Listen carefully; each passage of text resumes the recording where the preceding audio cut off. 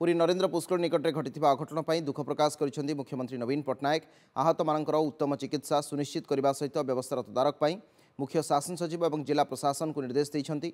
मुख्यमंत्री रिलीफ पांठि आहत मानकर चिकित्सा सबु चिकित्सा खर्च बहन कर महाप्रभु निकट में समस्त आशु आरोग्य कामना कर मुख्यमंत्री नवीन पट्टनायक।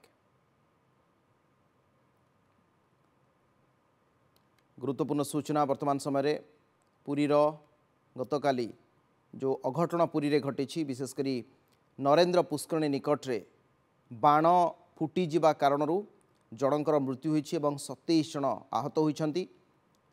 घटन दुख प्रकाश कर मुख्यमंत्री नवीन पट्टनायक आहत मानकर उत्तम चिकित्सा को सुनिश्चित करने सहित व्यवस्थार तदारक पर मुख्य शासन सचिव और जिला प्रशासन को मुख्यमंत्री निर्देश देते।